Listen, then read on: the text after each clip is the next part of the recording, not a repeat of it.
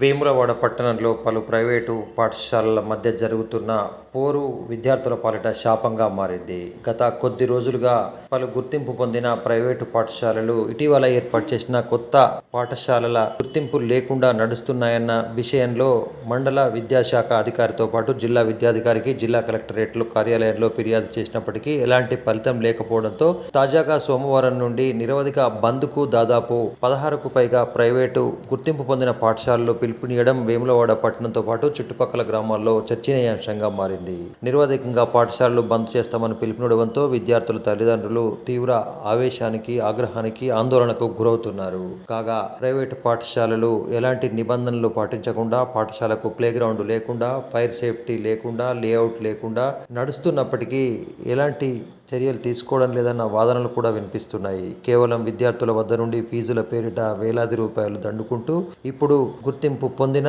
గుర్తింపు లేని పాఠశాలల మధ్య జరుగుతున్న పోరు విద్యార్థుల పాలిట శాపంగా మారింది అని పలు విద్యార్థి సంఘాలు కూడా ఆవేదన వ్యక్తం చేస్తున్నాయి.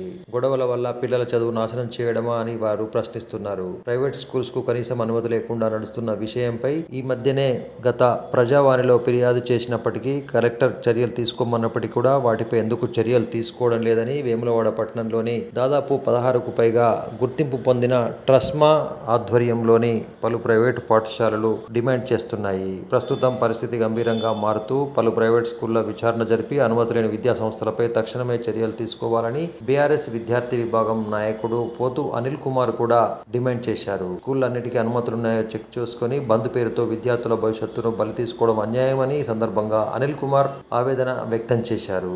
జిల్లా కలెక్టర్తో పాటు జిల్లా విద్యాధికారి వెంటనే దీనిపై కఠిన చర్యలు తీసుకొని బంద్ను ఆపివేయించాలని, లేనట్లయితే పెద్ద ఎత్తున ఆందోళన కార్యక్రమాలు చేపడతామని కూడా ఆయన హెచ్చరించారు.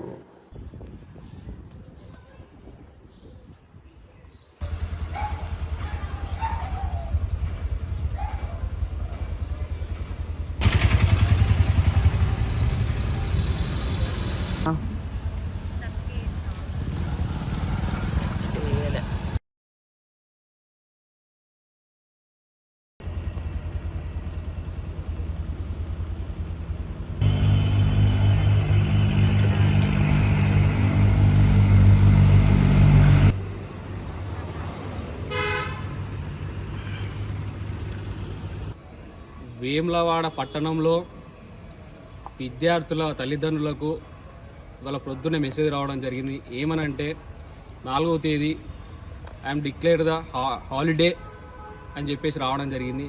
ఎందుకు ఏమిటి అని చెప్పేసి మాకు కొందరు మెసేజ్ చేయడం జరిగింది. మేము తెలుసుకున్న ద్వారా ప్రైవేటు పాఠశాలలు ఏవైతే ఒక సంఘంగా ఏర్పడ్డాయో, విద్యార్థుల తల్లిదండ్రులు దూసుకోవడానికి ఒక సంఘం ఏర్పడదో, ఆ సంఘం ప్రైవేటు పాఠశాలలలో కొన్ని పాఠశాలలకు పర్మిషన్ లేని పాఠశాలలు ఉన్నాయి. ఆ పాఠశాలలు ఏవైతే ఉన్నాయో వాటిని మూసివేయాలి, మా ప్రైవేటు పాఠశాల పర్మిషన్లు ఉన్న పాఠశాలను నడవాలి అని చెప్పేసి 3 రోజులు మేము హాలిడే ఇస్తున్నట్టుగా మాకు సమాచారం రావడం జరిగింది. మీరు ప్రైవేటు పాఠశాలల మీద, పర్మిషన్ లేని పాఠశాలల మీద ధర్నా చేద్దాం అనుకుంటే ధర్నాలు చేయండి, మీ యూనియన్ అంతా కలిసి ధర్నాలు చేయండి, రాస్తారోకోలు చేయండి, మీరు కలెక్టర్లకు కంప్లైంట్ ఇవ్వండి, మీకు మేము మద్దతు ఇస్తాం. అంతేగాని స్కూల్ బంద్ చేస్తాం, 3 రోజులు స్కూల్ బంద్ చేస్తాం అని చెప్పేసి విద్యార్థుల హక్కును మీరు కాలదొక్కుతున్నారని చెప్పేసి మీ సందర్భంగా బీఆర్ఎస్ పక్షాన చెప్పడం జరుగుతుంది.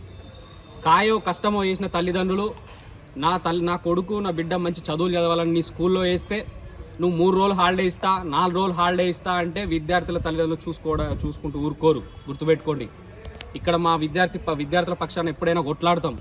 మీరు వెంటనే ఈ బంద్ను ఎత్తివేయకపోతే పెద్ద ఎత్తున మీ పర్మిషన్ ఉన్న పాఠశాలలో మౌలిక వసతులు చక్కగా ఉన్నాయా? మీ పర్మిషన్ ఉన్న పాఠశాలలో పార్కింగ్లు ఉన్నాయా? మా దగ్గర లేవా? వేలు బుక్స్ కట్టినట్టు మా దగ్గర స్లిప్పులతో సహా అన్ని ఆధారాలు ఉన్నాయి మా దగ్గర. మీరు బుక్స్ అమ్ముడు కరెక్టేనా? బుక్స్ అమ్మలే మీరు? పర్మిషన్ లేని పాఠశాలల గురించి మేము ధర్నాలు చేస్తాం, మాకు సపోర్ట్ చేయండి, మేము రేపు పొద్దున ధర్నా చేస్తాం, రాండి మా దగ్గరికి, మీరు అందరం కలిసి ధర్నా చేద్దాం, పర్మిషన్ లేని పాఠశాలను ఎత్తివేయాలని చెప్పేసి పెద్ద ఎత్తున. అంతేగాని మీరు రాత్రిపూట చీకటి కోణంలో ఒప్పందాలు జరుపుకొని మీరు ఇష్టానుసారంగా బందులు చేస్తామంటే మేము ఊరుకునే ప్రసక్తి లేదు. మీరు స్కూళ్ళు నడిపించాలి. ఒకవేళ ఈ పర్మిషన్ లేని పాఠశాల మీద ధర్నాలు చేసేది ఉంటే రండి, ధర్నాలు చేద్దాం. అంతేగాని బంద్ చేస్తే చూసుకోము. ఎట్టి పరిస్థితిలో రేపటి రోజున బంద్ను వెనక్కి తీసుకోకపోతే మీ పాఠశాల ఏ బంద్ చేసిన పాఠశాలలు ఉన్నాయో మేము కలెక్టర్ గారిని నేరుగా అడగడం జరుగుతుంది. వాళ్ళు ఎట్లా బంద్ చేసి మీరు ఎట్లా చర్యలు తీసుకోరని చెప్పేసి మేము నేరుగా అడుగుతామని చెప్పేసి సందర్భంగా చెప్తున్నాం. మౌలిక వసతుల విషయంలో ఏ పాఠశాలలకు సరిగా లేదు. పార్కింగ్లు లేవు, గ్రౌండ్లు లేవు, ఏదో తూతూ మంత్రంగా పర్మిషన్లు తీసుకొచ్చుకొని గత సంవత్సరం మీరు నడిపితే మేము ఊకోవాలా? ఎట్టి పరిస్థితుల్లో అందరికీ ఒకటే న్యాయం. పర్మిషన్ లేని పాఠశాలను తీసేయాలి ఒకటి, రెండోది పర్మిషన్లు ఉన్న పాఠశాలలు స్కూళ్ళు నడిపేయాలి, అంతే తప్ప వేరే ఆప్షన్ లేదని చెప్పేసి మా బీఆర్ఎస్ పక్షాన కోరడం జరుగుతుంది. ఈరోజు ఒకవేళ మీరు బందే కనుక పిలుపునిస్తే దయచేసి విద్యార్థుల తల్లిదండ్రులారా ఒకసారి గమనించండి. మీరందరూ కూడా మీరు కట్టే ఫీజుకు 4 రోజులు బంద్ అంటే 2,000 రూపాయలు మీరు డిస్కౌంట్ పరంగా ఇవ్వాలి ప్రతి విద్యార్థికి అని చెప్పేసి మా బీఆర్ఎస్ పక్షాన కోరడం జరుగుతుంది. మీరు ఏ స్కూల్ బంద్ చేసినా విద్యా హక్కు చట్టాన్ని తుంగలో తొక్కినట్టే. ఆ స్కూల్ ఏ స్కూల్ అయితే బంద్ ఉంటుందో ఆ లిస్ట్ అవుట్తో సహా కలెక్టర్ గారికి మేము రేపు ప్రజావాణిలో సమర్పించడం జరుగుతుందని చెప్పేసి ఈ మీడియా ముఖంగా చెప్పడం జరుగుతుంది. మీ ప్రైవేటు పాఠశాల యాజమాన్యానికి సంబంధించిన ఒక లెటర్ నేను చూడడం జరిగింది. ఆ లెటర్లో ఒక 6 స్కూళ్ళను మెన్షన్ చేయడం జరిగింది. మీరు ఎట్లా డిసైడ్ చేస్తారు? ఆ 6 స్కూళ్ళను ప్రైవేట్ పాఠశాలను ఎట్లా డిసైడ్ చేస్తారు? డిఓ డిసైడ్ చేసి లిస్ట్ పంపిండా, పర్మిషన్ లేదని చెప్పేసి? ఎంఈఓ గారు పంపిరా, పర్మిషన్ లేదని చెప్పేసి? కలెక్టర్ నుంచి లెటర్ వచ్చిందా? అంటే మీరు డిసైడ్ చేయడానికి మీరు ఎవరు అని చెప్పేసి మేము బీఆర్ఎస్ పక్షాన్ని కూడా అడుగుతున్నాం. ఎట్టి పరిస్థితులలో మీరు బంధుకాలను వెనక్కి తీసుకోవాలి. మా బీఆర్ఎస్ కోరేది ఒకటే, విద్యార్థులకు చదువు చెప్పండి. పర్మిషన్ లేని పాఠశాలని మేము కొట్లాడతాం, ధర్నాలు చేస్తాం, మాకు సహకరించండి, మీరు రండి మాతో పాటు ధర్నా చేయండి, అంతేగాని స్కూల్ బంద్ చేసే ప్రసక్తి అనేది వేములవాడలో ఉండద్దు.